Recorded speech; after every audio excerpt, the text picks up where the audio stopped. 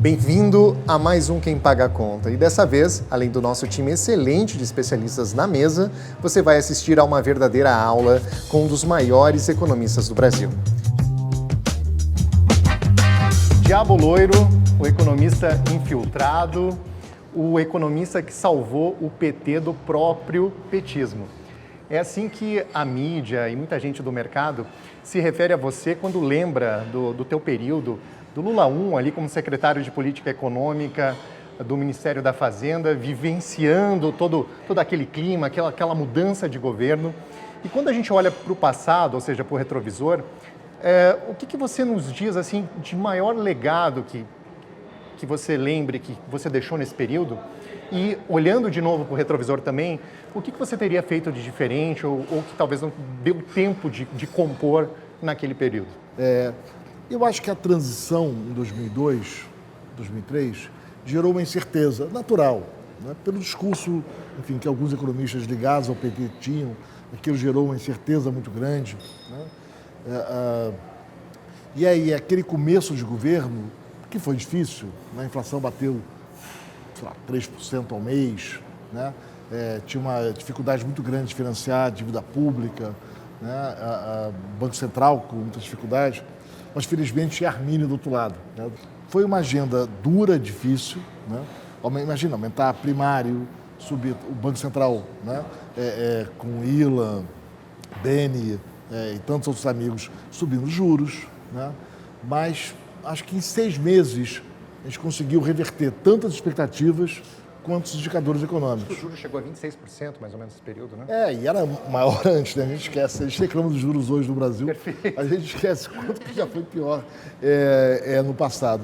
Mas foi um período muito bacana, eu tenho muita lembrança boa daquele período, né? Imagina, tinha o Palocci, tinha o Joaquim Levy, o Bernard Api, o Rachid. No Banco Central era o Luiz Fernando, era o Ilan, era o Beni Parnes. Sabe quem estava no Banco Central nesse período também? Sérgio Gondenstein, era diretor do Banco Central. Eu era chefe do DEMAB na época. Chefe do DEMAB. Da área de mercado aberto, trabalhava com o Fernando Figueiredo. Ele se encontrou lá no começo, né? Sim, sim. E foi um período, assim, o período brabo mesmo foi 2002, né? Foi. O ano eleitoral, Foi. no qual o mercado precificou um risco de crédito extremo, e aí o câmbio disparou, houve uma mega dificuldade de rolagem da dívida pública e a gente teve que trabalhar muito, né? Vocês chegaram a botar papéis a 30% em dólar e não tinha comprador, né? Assim, havia uma rejeição total à compra de qualquer título público, né? Porque o estrangeiro mais otimista acreditava que o país ia quebrar em 3 meses. Então, era uma situação em que o caixa do Tesouro encolheu bastante. Isso no primeiro ano de Lula 1. Não. Foi antes, Perfeito. Em 2002, né? Perfeito. Devido a essa precificação de risco Antes de crédito do elevado, era o medo que houvesse uma moratória. E aí, isso foi revertido em 2003, justamente porque a equipe econômica que entrou, do qual o Marcos de Boa fez parte, seguiu um caminho de políticas econômicas razoáveis, e aí o mercado foi ganhando confiança, o prêmio de risco foi cedendo, e a gente teve anos de bom desempenho dos ativos domésticos. Foi mais que isso, né? Teve todo um esforço imenso, né, de garantir uma transição suave. Um ponto interessante, assim, é que naquele primeiro mandato do Lula, havia uma coesão dos ministros, né? E agora, aparentemente, a gente vê o Haddad mais isolado, né? E, ao mesmo tempo, algo que você não mencionou, mas que você entregou, foi a agenda microeconômica, né? Avanços regulatórios, aprimoramento do mercado de capitais, que parece também que algo está um pouco abandonado atualmente, né? Então, talvez seja uma outra diferença. Sim, é muito difícil avaliar de fora, assim. Se você lembrar da imprensa na época, ela anunciava muito a divergência. Mas eu acho que o pessoal valorizava pouco o diálogo que tinha, né? Eu tenho vamos lá, Casa Civil. O ministro Dirceu, Luiz Palocci, a imprensa dava lá os conflitos, mas tinha um diálogo que era incrivelmente racional. Tinha a parte técnica, né? Tinha a gestão da equipe, tinha uma coordenação muito grande, né? Cada um tinha as suas atribuições. O ministro cuidava não só de dar a versão geral do que estava sendo feito, mas também de coordenar eventuais conflitos. Então tinha agenda micro, você mencionou, né? Tinha crédito e outras coisas, a agenda social que gerou inacreditável. Assim, olhar para trás e dizer que o Bolsa Família foi recriminado pela esquerda Que era visto como um programa liberal, né? Geral, assim, foi uma surra imensa, né? Foi a maior surra que eu tomei no governo, né? Foi pela proposta de focalização da transferência de renda dos mais pobres, né? Isso foi surra mesmo, né? Quando a surra é grande, você não esquece. Marcos, deixa eu puxar um gancho aqui super recente também. Recentemente a gente teve aí no nosso vizinho as eleições, né? E a gente vê um cenário da Argentina, inflação em 140%, juros a 130%, dívida em 500 bilhões de dólares, né? E a vitória do antagonista do que se tinha até então nas últimas décadas, de um direitista, Javier Milei, né, com uma expressiva votação, o presidente mais votado na história da Argentina. Se você fosse convidado para ser, e aceitasse, para ser o ministro da Economia, que lá não é ministro da Fazenda, é ministro da Economia, por onde começa a arrumar essa bagunça? Da Argentina? Acho que você nunca aceitaria, né, Marco? Sim, por isso que eu fiz o disclaimer, se aceitasse. Por onde que começa a arrumar essa bagunça, Marcos? O segredo da política econômica está nos detalhes. Eu vejo muito debate genérico. Ah, você é liberal, você é desenvolvimentista, precisa de mais Estado, menos Estado. São debates inacreditavelmente superficiais. Né? Como é que você faz o ajuste fiscal? Né? Qual é o papel do Estado? Como é que o Estado intervém? A gente discute muito alguns... fica uma polêmica sobre meios, né? Menos Estado, mais mercado, mais o Estado, o papel do Estado. E quando você vê, o debate não entra na sutileza dos problemas. Por alguma razão, a Argentina, aí a partir do fim da Primeira Guerra, começa com essa agenda de fechar o país. Né? Nacionalista, com muita intervenção, né? Uma agenda muito conspiratória. Os estrangeiros estão explorando. E eles começam nessa agenda que levou a esse longo declínio da Argentina. Mas eu entender os problemas, exatamente porque a Argentina chegou aqui, para palpitar sobre política econômica, teria que mergulhar com muito cuidado nos detalhes das causas dessa imensa disfuncionalidade da Argentina. E eu não tenho os detalhes. Mas pegando esse gancho, pensando em América Latina, será que a gente está condenado a ter uma alternância de poder entre populistas de esquerda e populistas de direita? Porque parece ser a nossa história, né? E junto a isso, quer dizer, será que agora o debate é entre esquerda e direita ou entre democracia liberal e autocracias? Olha, eu gostaria mais que a gente discutisse os detalhes da política pública. E é o que a gente não faz. Né? Você é contra o Estado ou a favor do Estado? Não tem mercado sem Estado. Agora, por que a gestão da educação pública no Brasil é tão ruim? Eu quero discutir o aprendizado das crianças. Eu quero ter objetivos de aprendizado das crianças aos 15 anos, aos 8 anos, aos 17 anos. Né? O que a literatura científica diz que é importante para essas crianças terem uma vida mais produtiva. Né? Como é que a gente mensura se o aprendizado delas está adequado e como é que a gente cuida da gestão da política pública para que garanta isso. Né? Eu quero sair dessa polarização que é completamente disfuncional, né? E que não entra nos detalhes de como tornar a política pública mais eficaz. Né? Como é que a gente melhora a regulação do setor de óleo e gás? Né? Vamos combinar que a gente não faz isso bem. Né? A gente não faz regulação em geral bem no Brasil. Né? Então, e eu acho que essa falta de debate sobre os detalhes, né, é parte do nosso atraso. Isso, infelizmente, é nosso, é da Argentina, é o México. O Chile é um país estranho na América Latina. A Colômbia, em boa parte. Né? A Colômbia tem seus desafios, mas o cuidado com a política pública na Colômbia é muito impressionante. O Peru tem sido um caso surpreendente, né? Em que parece que a política e a economia se dissociam. Né? Um país com tantos dramas na política e uma economia que vai.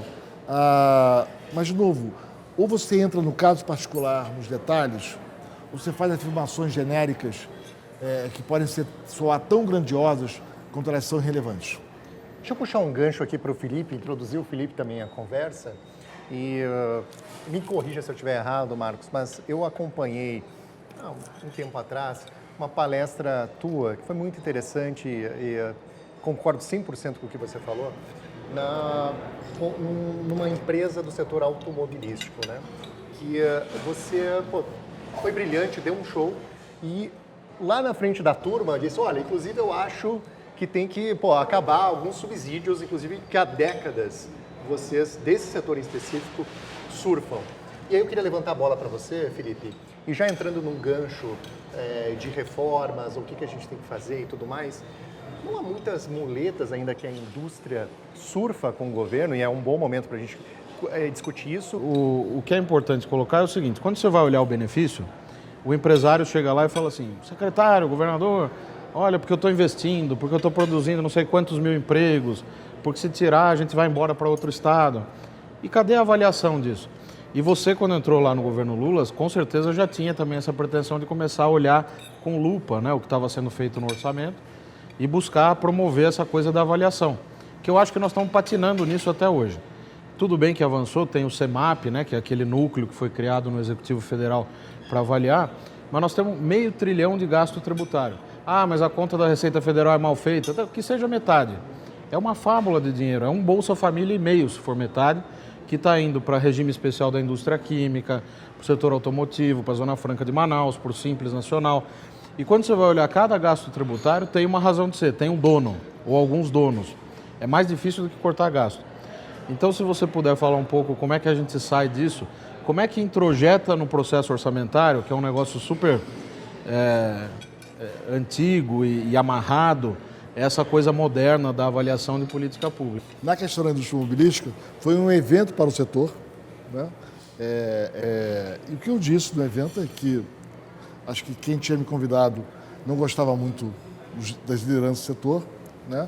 Que tinha uma crise grave vindo, né? Isso foi há 7 anos, sei lá, com o tempo. Tinha uma crise grave vindo do setor e a culpa era deles com azar, porque eles fizeram uma série de demandas do Poder Executivo e deram azar de ter um Poder Executivo que atendeu às suas demandas, que foi o que gerou, né, aquela crise anunciada para o setor.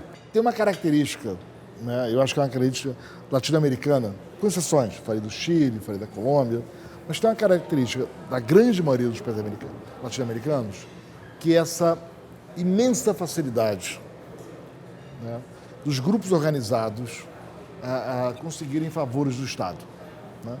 A sociedade acredita que é papel do Estado distribuir benesses e privilégios e que isso gera desenvolvimento econômico. Essa é a Argentina, né, desde o começo do século passado. A sociedade acredita ou o Estado está capturado? A sociedade acredita. E ninguém acha estranho. Quer dizer, a ideia dos pequenos privilégios concedidos pelo Estado, né, os americanos chamam de pork barrel, né, é uma coisa que você faz na sombra. Estava conversando um dia com um grande economista da instituição americana, e ele com essa visão, não, isso aí é... Falei, não, você não entendeu. Aqui no Brasil é a luz do dia. As pessoas acham razoável isso. Elas acham razoável. Assim, corporações de profissionais liberais não tem nenhum constrangimento. A gente está vendo isso também na reforma tributária. É isso. De ir lá no É Congresso. uma reforma ótima, que era para vir, só que as... Vai lá, não tem nenhum problema. Empresas profissionais liberais que não estão no Simples, faturam mais de 4,8 milhões de reais por ano. Profissionais liberais, não tem nenhum grande custo. E falam assim, não, eu não posso ser tratado como todo mundo. Eu quero um regime preferencial. O agronegócio brasileiro é espetacular, tem imensos méritos. Não tem por que ter um regime tributário diferente. Mas como é que acomoda isso? Como é que negocia? Eu não sei como eu confesso que eu tenho dificuldade de entender como é que a gente construiu essa cultura tão peculiar em que você não tem nenhum constrangimento em dizer que você merece uma fila privilegiada, ou um tratamento tributário diferente, ou um tratamento tarifário diferente, ou algum tipo de benesse. As pessoas acham que elas têm direito. O sistema tributário brasileiro é absolutamente disfuncional, né? Ele leva a decisões de produção ineficientes, ele leva a estruturas produtivas inadequadas, né? ele piora o crescimento do país. Ele é todo torto. É difícil explicar para o estrangeiro o que é um PIS, COFINS, ICMS. E todas as cadeias, né? Não, e cada um em regimes especiais. É uma coisa caótica, desde os anos 90. É absolutamente caótico. Então, a reforma tributária, por esse lado, ela é muito bem-vinda. Vamos botar ordem aqui, criar um IVA, que é o razoável, pega a nota fiscal de tudo que você vendeu, menos a nota fiscal de tudo que você comprou, alíquota única. Mas o processo está muito ruim. Você vai criando exceções para advogados, para médicos, né? O Fundo de Desenvolvimento dos Estados. A gente tem umas coisas que no Brasil a gente tem muita dificuldade de reconhecer. Então todo mundo é contra a desigualdade regional. Vamos combinar que a política para combater a desigualdade regional no Brasil fracassou. Que a gente tem que um dia olhar e falar assim, caramba, a Sudene tem 62 anos e ela não reduziu a diferença do Nordeste para o Sudeste de forma relevante? Né? Que aqueles bancos regionais fracassaram, que aquela maneira de fazer política de desenvolvimento local deu errado.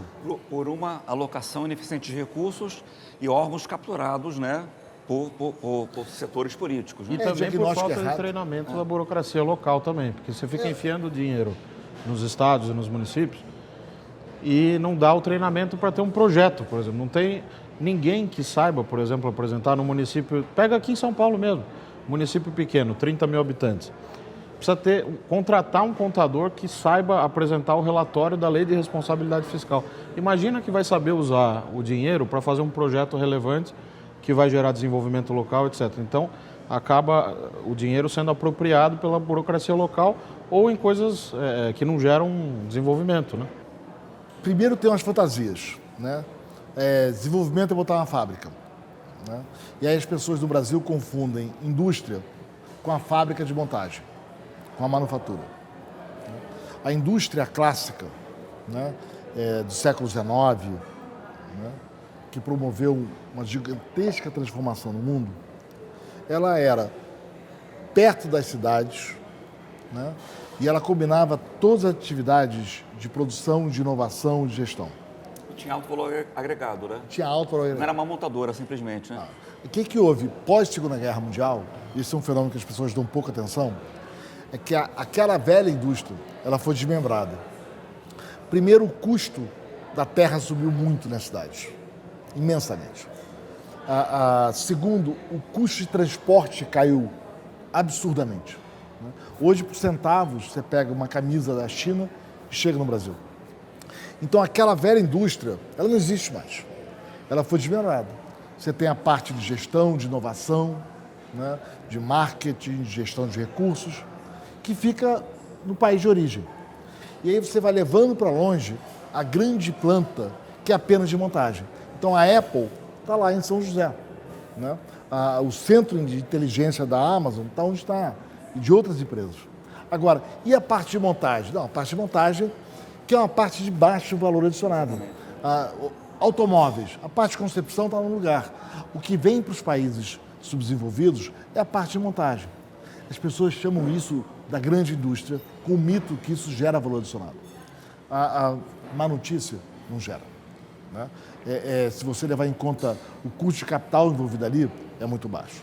E aí você gera essa... Mas como tem esse mito, né, essa fantasia, esse fetiche, essas políticas para trazer a grande fábrica, que ela nunca se torna competitiva, ela nunca se torna viável. Ela precisa que a sociedade dê uma mesada para que ela fique naquele estado, né? Na reforma tributária entrou isso, né? Lá no Nordeste tem umas fábricas, tem umas empresas de automobilística no Brasil que só dão lucratividade relevante no Brasil. E graças ao subsídio. Elas não dão certo na Inglaterra, elas não dão certo nos Estados Unidos, elas não dão certo na Alemanha, né? E elas ganham muito dinheiro. Tá? Isso junto com proteção tarifária, né? Então isso só aumenta a eficiência e a distorção do e torna o país mais pobre. Você tira dinheiro da sociedade para subsidiar acionista de outros países, do sul da Europa. Marcos, como que a gente consegue mostrar para a sociedade que dessa maneira não funciona? Acho que esse é o grande diagnóstico né, do que você está explicando aqui pra gente.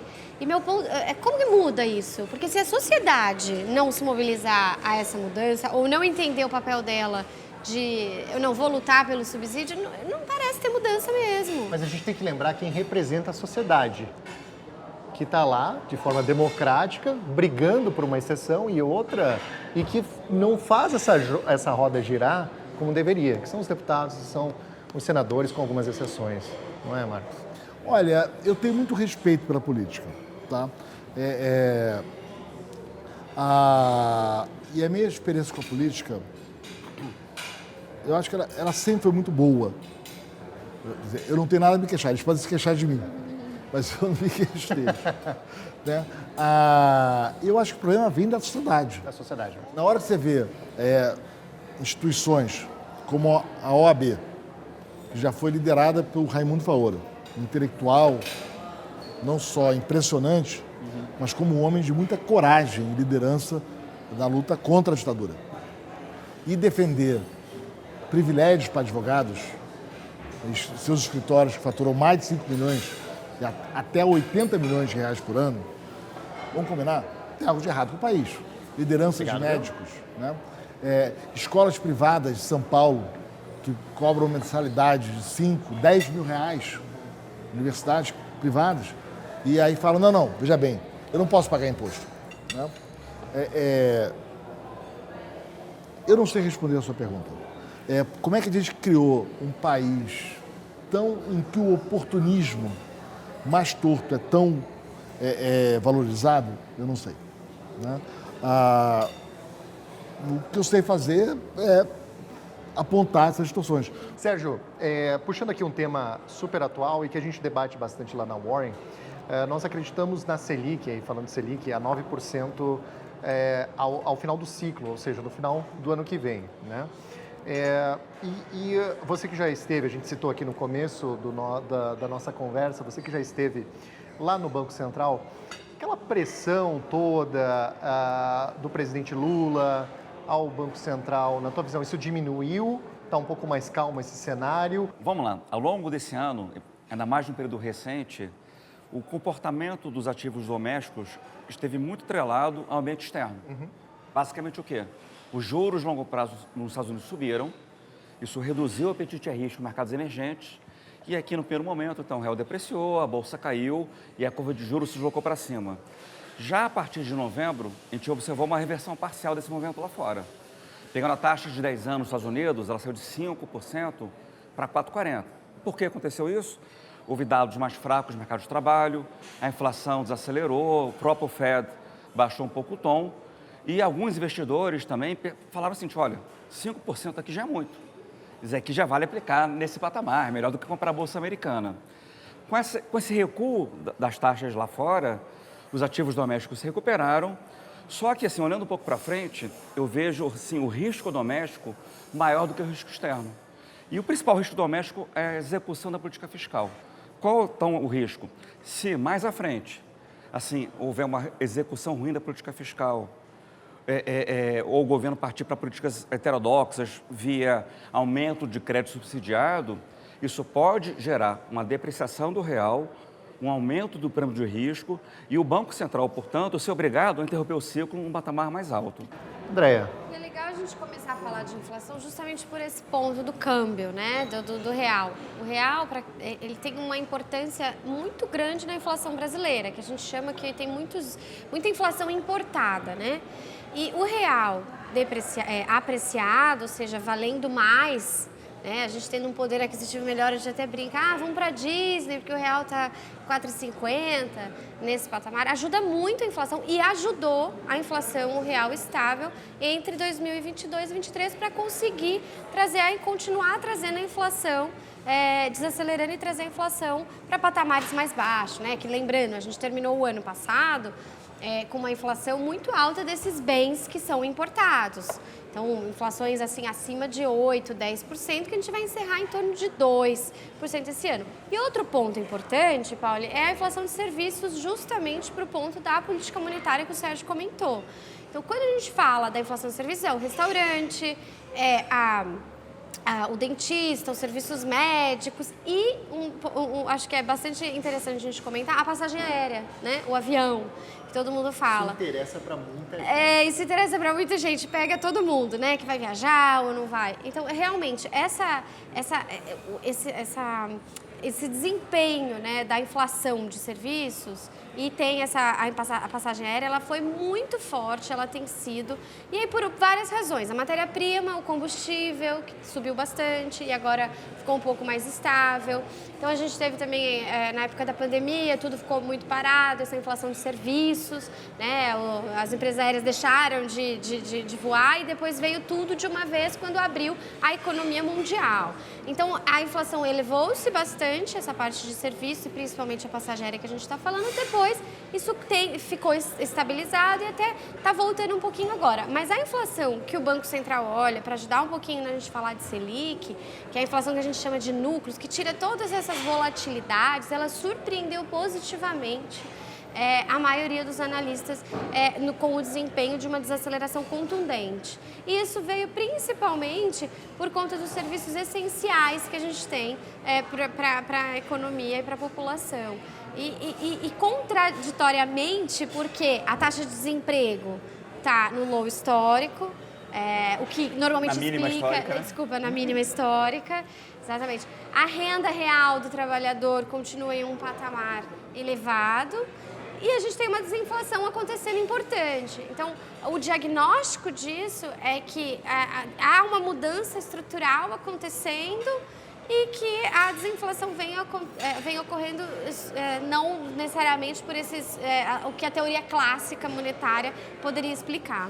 Quando a gente ouve o Sérgio e a Andrea falando e dos detalhes da inflação e de como nós estamos com a inflação controlada, eu fico me perguntando, minha área é fiscal, mas eu fico me perguntando, por que o Brasil tem que ter um juro real tão alto como tem, se nós estamos com a inflação controlada já há algum tempo e tudo indica que vai continuar ainda mais controlada? Até enquanto, Andréia? Pelas projeções da Andrea, 4,4 para esse ano, né? O ano em 4,4, lembrando, né? Se a gente descontar tudo que teve de desoneração ano passado, era para a inflação ter encerrado em 8. A gente vai vir de 8 para 4, é uma desinflação muito relevante. Então faz sentido. Então faz sentido, sim. Não, o juro real vai ceder ao Por que muito o juro tempo. real tão alto, né? Esse é um processo. O Banco Central começou há pouco tempo o processo de queda de juros. Quando chegar uma Selic em torno de 9%, o juro real vai estar mais baixo, mas o Marcos pode falar melhor do que eu. Acho que há alguns fatores que explicam o juro real mais alto no Brasil. Um deles é a nossa situação fiscal, que é pior do que a maioria dos mercados emergentes. Você falava, Marcos, que era no governo um pouco mais pessimista, assim. Mas será que em relação ao Banco Central agora, ele não está sendo muito conservador? Pegando esse gancho. A gente está botando a inflação em ordem. Acho que o Banco Central, se teve alguma coisa, ele foi conservador em impor uma política monetária para reduzir a inflação. Esse fenômeno da queda da inflação está acontecendo no mundo inteiro, né? Esse é um ponto que o Samuel Pessoa tem levantado, que é algo que a gente vai poder estudar daqui a muitos anos, quando tiver dados sobre isso.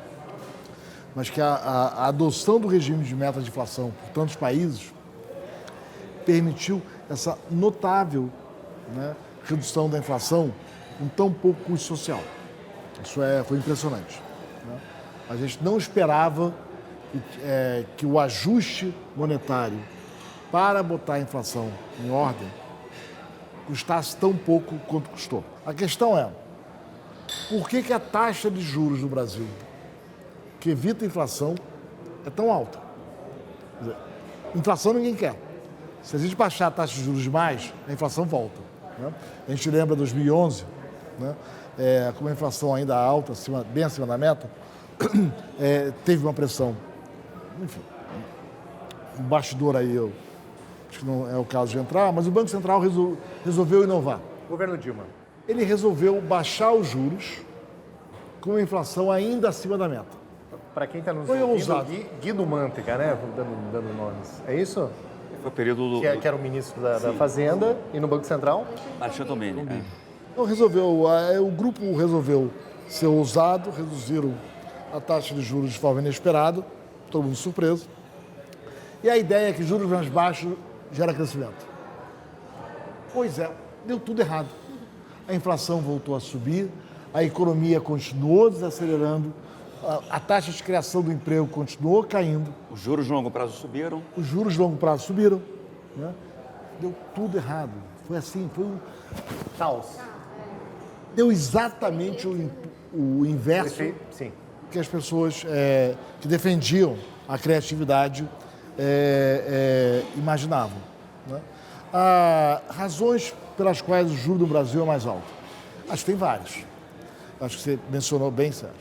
Quer dizer, a gente sabe a relação, desde Sargent Wallace, né, pelo menos, a gente sabe a relação entre fiscal e monetário.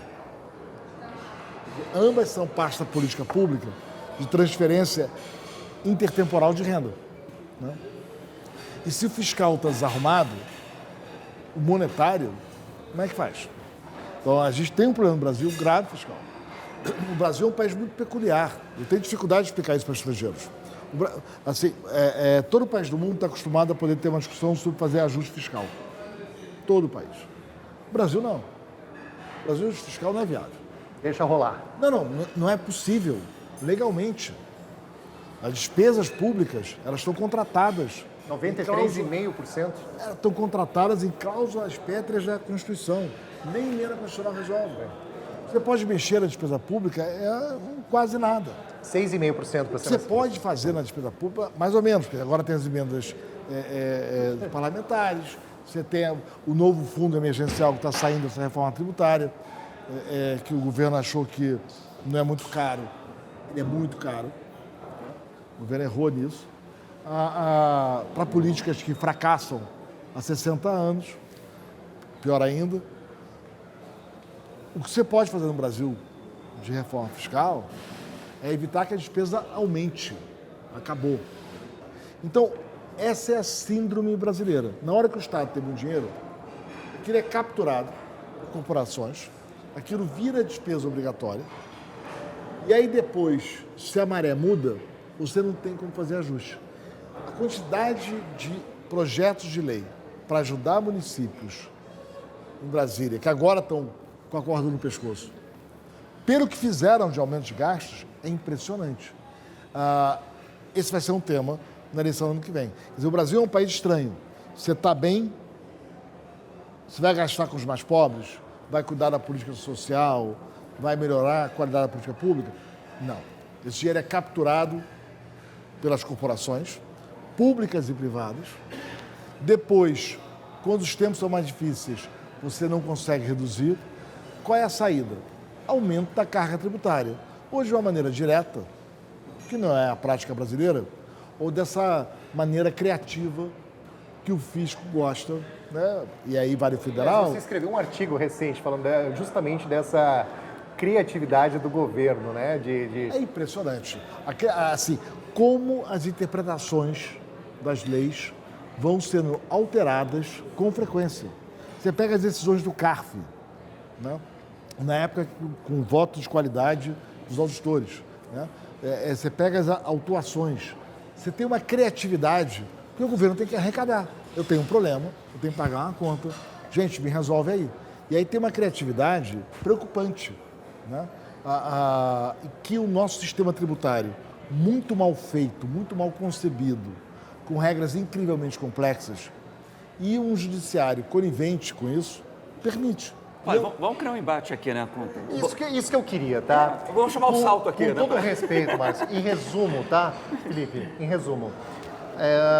O Marcos, sabiamente aqui diz que a gente tem um sistema fiscal, tributário completamente complexo, um caos aqui no Brasil, que o governo é criativo em tentar buscar novas arrecadações, que existem exceções do Estado, de alguns setores também, mas que ao frigir dos ovos, né, a reforma tributária, longe de ser o ideal, é boa, né? E você é um crítico ferrenho a essa reforma tributária atual, dos moldes que ela veio. E colocar só mais um ponto no embate, Vai, Paulo. bota uma lenha ali. Se o Salto concorda, se a situação fiscal do país é uma das responsáveis pelo juro real elevado também. Eu vi que você, na hora, balança um pouco a cabeça, então... Estava aqui se vamos- mexendo na cadeira. E Eu aí? quero dizer o seguinte, o Marcos é o mestre de todos nós. Então, dado isso, eu acho que ele vai permitir alguma discordância, porque é bom o debate. né? Claro, claro. E eu acho o seguinte, ele tem toda a razão. O sistema é extremamente complexo. Eu via, para dar um exemplo concreto, na Secretaria da Fazenda em São Paulo, o estado mais rico do país, os melhores técnicos lá, o subsecretário da Receita, o Luiz Márcio Souza, que era um craque. Eu brincava que ele era o guru do ICMS. Até porque tem que saber todos os detalhes do regulamento e tal. 90% do meu tempo era receber as demandas. Porque a linha tal, do inciso tal, do dispositivo tal, beneficia tal setor, não beneficia aquele. Exceções. Gera essa distorção, não gera aquela. Então, tem razão. Eu acho que o sistema é extremamente complexo. A questão é o seguinte, a sociedade fez uma escolha com a Constituição de 88, que é uma Constituição pormenorizada. Está tudo lá, todo o detalhamento. Quando a gente faz uma reforma constitucional, como a que a gente está fazendo agora para a tributária, o que vai acontecer? Nós vamos replicar as debilidades do sistema do ICMS, principalmente. Claro que a reforma tem outros ganhos, que é, por exemplo, a junção do PIS e da COFINS, que dá para fazer por lei ordinária. O Jorge Rachid, que o Marco já citou, já defendia lá atrás isso. Então, isso vai ser um ganho. Mas o ICMS, você vai replicar tudo e mais um pouco. O que deveria ter sido feito, eu acho? Eu acho que a gente tem que fazer reformas incrementais. Qual que é o principal problema do ICMS? Isso daí eu senti na pele. É a chamada alíquota interestadual. Quando você vende esse treco aqui para o Ceará, fica 7% em São Paulo. E o Ceará concede um negócio que se chama crédito presumido, que é um benefício fiscal. A alíquota interna dele é 18%, recolheu 7 em São Paulo, ele deveria recolher 11 lá, ele dá um crédito de 11 lá no destino. E quando ocorre o inverso, por que está tendo essa briga agora desse benefício fiscal que foi incorporado ali, que nem um alienígena, no texto da PEC 45, lá para os estados do Nordeste? Porque tem montadoras que demandaram isso e resolveram colocar no texto. Por quê? Quando você tem a saída de um carro lá de um estado do Nordeste para um estado do Sudeste ou do Sul, 12% do ICMS. Só que o governador ou a governadora fala assim, não, eu vou te dar um crédito outorgado de 95%. Então você vai pagar só 0,6 aqui na saída e vai enfiar essa montanha de crédito podre lá no paulista, no sulino, que vai comprar esse negócio. Né? Isso é a guerra fiscal. A reforma vai acabar com esse, que é o principal problema da reforma junto com a acumulatividade, do sistema atual, junto com a acumulatividade? Não vai. Então é por isso que eu tenho essa discordância. Mas os subsídios já existem, isso não é uma novidade. E vão continuar e vão aumentar. Não, e no restante... Vão aumentar. Prova. Não, eu provar o futuro. Prova que vai piorar. Provar o Vamos lá. futuro. Não, vamos lá. Então, primeiro é o seguinte. Vamos concordar que o ideal é ter um IVA. Para a economia Que funcionar nós já bem. temos, que é o ICMS, que devia ser aprimorado. Não é, o ICMS não é o IVA. É sim. Você não tem crédito financeiro. Não, muda o critério do crédito, Não, então. mas não, você não consegue, porque tem o ISS. Você não consegue. Não, o ISS se transforma num sales tax. Aí começa a mágica. Tá? Vamos criar um IVA. É um IVA único. A história do IVA dual, você sabe que eu sou crítico disso. Tá? É um IVA único. É como o mundo funciona. Né? Eventualmente tem alguma exceção, tem algum grupo privilegiado. 1, 2, 3. Para aí. Quanto menos, melhor. Para a economia, se o país quiser continuar sendo pobre, continua com o sistema atual. Não tem problema. O país não quer ser tão pobre, adota a reforma nova com as distorções que tem. A reforma tem problemas? Tem problemas. O Brasil é um país permeável a grupos de interesse? É permeável. É permeável. Infelizmente é. Né? Como eu já disse antes, eu tinha a esperança que algumas corporações, né, lembrassem os bons exemplos do passado. Pois é, foram capturadas pelo oportunismo que domina o país. Né? A Zona Franca de Manaus é um problema? É um problema. Agora, nós economistas também vamos ser beneficiados por esses 30%. É um absurdo. Não é só advogado. Não, é um absurdo. Eu pago pouco imposto. Eu também acho um absurdo. Eu pago pouco imposto. Vocês já estão sendo beneficiados com tanto assunto a se discutir Não, no Brasil. Trabalho que não falta. Eu pago pouco imposto no Brasil. Sim, todos nós aqui dessa mesa. É um absurdo eu pagar pouco imposto. É um disparate isso. Né? Todos nós deveríamos estar sujeitos a um regime tributário comum. Né?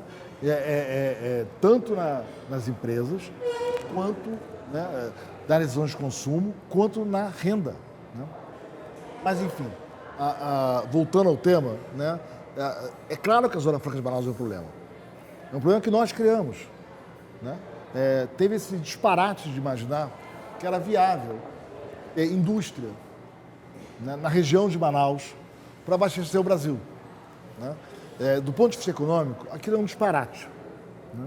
Como é que você vai levar matéria-prima e máquinas? Transporte fácil, né? Para... Seca, já tá aí, ó. Como é que se explica isso para o senador Eduardo, que é um problema, né? Não, o problema está criado. O diabo da política pública mal feita, mal pensada, É depois ele consequência. fica refém. Perfeito. Você faz o desastre, mas você não consegue desarmar. Porque o bode fica empacado no meio da sala, não há quem consiga arrastar Então ele lá. inventou a ideia de fazer indústria no meio da Amazônia, né? Tinha uma cidade bacaninha, bem arrumada, pequena, no meio de uma floresta, meio isolada do resto do país, que funcionava muito bem. Aí falaram assim, não, vamos levar a indústria para lá. Vender para quem? Quem vai comprar o produto daquela indústria? E como é que se abastece aquela indústria de equipamentos e insumos? Como é que chega até lá e como é que volta? É um custo de logística imenso. Gigantesco. Gigantesco, né? Aí, pior, você levou gente para lá. Você rasgou a Amazônia e deu incentivos para a quantidade impressionante de pessoas migrarem para lá. Ficou uma cidade imensa que depende de uma indústria que é economicamente inviável. E aí o país tem que subsidiar aquilo. Você tem que inventar maneiras tortas de subsidiar aquilo. E cai naquilo que você comentou no começo, que é a confusão entre industrialização e desenvolvimento. O que deveria ser feito lá? Deveria ser um polo de turismo, né? Agora, vai ou de ficar pior, serviços, né? Mas puxando um gancho aqui para a Andrea, na Warren, a Andrea me falava do estudo que você fez em conjunto com a economista Cecília Machado, que eu acho muito legal você trazer aqui na roda, Andrea. Bom, a Cecília é uma brilhante economista, né? Eu a admiro muito, apesar de não conhecer. E até o último foi o convite, né, do seu podcast com ela, e foi interessantíssimo. Mas, enfim, já venho há um tempo acompanhando sobre esse tema, que é em relação ao mercado de trabalho. E eu acho muito interessante o quanto ela se debruça nos dados e faz sempre o relativo também, compara com outros países. E o tema de pesquisa dela trouxe que, independente do grau de desenvolvimento social e econômico de países, e a maturidade mesmo do próprio mercado de trabalho, tem uma coisa em comum que é muito especial, assim, para ser estudada, para ser pensada. Que de 100 mulheres, depois que têm filhos, 39 perdem o trabalho após 48 meses, né, do nascimento da criança. Então, assim, isso é interessantíssimo. E aí elas se descolam muito do desempenho do mercado de trabalho do homem, né? Então, acho que tem algo aí que ela mesma traz, e vocês debateram bastante sobre isso. É política pública? Qual que é o diagnóstico? É algo mais social? Eu queria que você falasse um pouquinho para trazer para a gente aqui, para o nosso público, esses dados interessantes e pesquisas tão ricas aí que podem adicionar aí, pelo menos para a gente conseguir pensar, debater ou trazer a curiosidade, né, para a sociedade. A Cecília se dedica há muito tempo a acompanhar e desenvolver pesquisas de discriminação de gênero, né, que é um tema. Tem essa evidência, que já é antiga, tá? Que quando você faz os controles pelas características individuais, anos de estudo, escolhas de aprendizado, de formação, etc. Até o momento do nascimento do filho, homens e mulheres têm desempenho igual no mercado de trabalho. Muito parecido. Não teria uma diferença relevante. Após o nascimento do filho, as diferenças acontecem. Né? Que é um resultado muito surpreendente. Né? Tem alguma coisa que a gente não entende direito aí que leva a isso.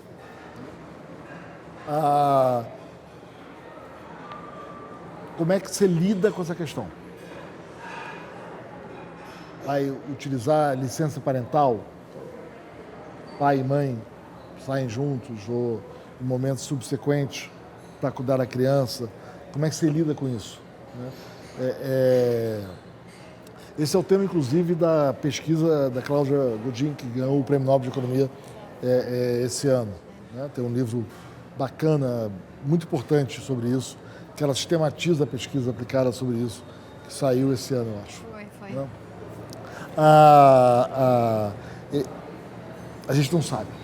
Agora, o Brasil está muito atrasado nessa agenda. Agora, o que a gente sabe é que depois de muita política pública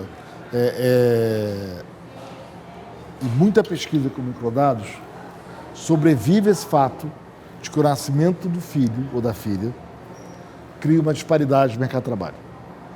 E acho que o grande debate é como é que nós, sociedade, vamos lidar com isso. Para encerrar, Marcos, eu queria que brevemente você fizesse a tua avaliação, se é que é possível, mas acho que a gente já tem um tempo razoável, desse primeiro ano do governo Lula.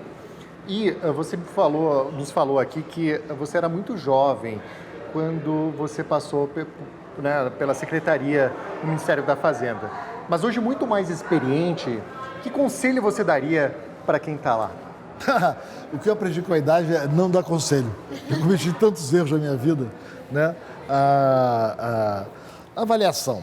Olha, eu acho que teve uma notícia... Eu acho que o governo começou muito atrapalhado.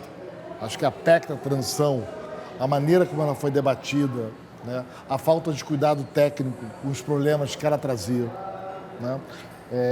Foi bastante preocupante. Então não foi um bom começo, né?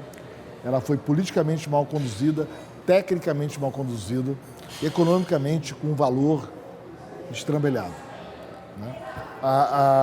Que ia acabar gerando mais problemas, era óbvio. Na sequência, o governo deu sinais positivos. O governo reconheceu a importância de ter um controle de gasto. E isso foi um recuo importante de vários discursos que viam do PT de muito tempo, né? Os economistas do PT há muito tempo. Não, gasto vai ajudar a crescer, basta gastar e isso gera maior crescimento. Isso é sempre bom, né?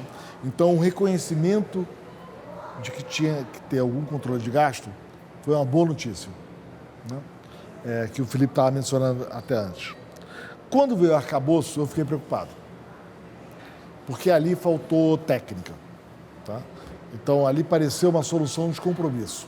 Tem um tal mercado que quer uma garantia de primário, tem um governo que quer gastar mais, desenhei aqui uma formuleta que parece conciliar todo mundo. E acho que descuidaram do detalhe, né? Eu e Marcos Mendes, a gente alertou na época, falou, olha, você vai ter a volta da indexação com educação e saúde, isso vai gerar problemas, a gente fez todas as simulações, essa conta não está parando de pé. Tanto não parou que tiveram que bater no TCU para se livrar de gastar o que manda a Constituição, né? Depois da revogação do teto de gasto. Eles tiveram que correr atrás do prejuízo que eles esqueceram, né? Que revela a precariedade técnica de como foi desenhado. No meio do caminho, mas de qualquer maneira, reconhecer que tem que controlar gasto foi um avanço. Ainda que da maneira atrapalhada que aconteceu. O que preocupou no meio do caminho foi uma sequência de anúncios e medidas e propostas que, quando você olhava o detalhe técnico, não paravam de pé. Então, truques para aumentar o primário de maneira inflacionada. Criatividade Para o primário. O PIS/PASEP, vamos botar acima da linha para melhorar o primário. Vamos mudar o critério. Receitas extraordinárias. Para se vou viabilizar um primário com receita extraordinária, né? Aquela receita não recorrente. Isso, assim, do ponto de vista de política pública, isso pode agradar o mercado nos primeiros 6 meses.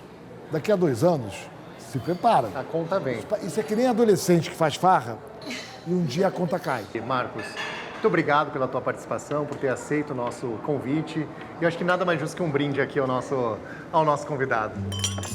A Warren Investimentos criou o Quem Paga a Conta para trazer para você as melhores discussões sobre economia e mercado. Agradecemos mais uma vez a Grand Cru, que desde o primeiro episódio tem fornecido os melhores vinhos para o nosso encontro. E claro, Obrigado pela sua audiência. Nos vemos no próximo episódio.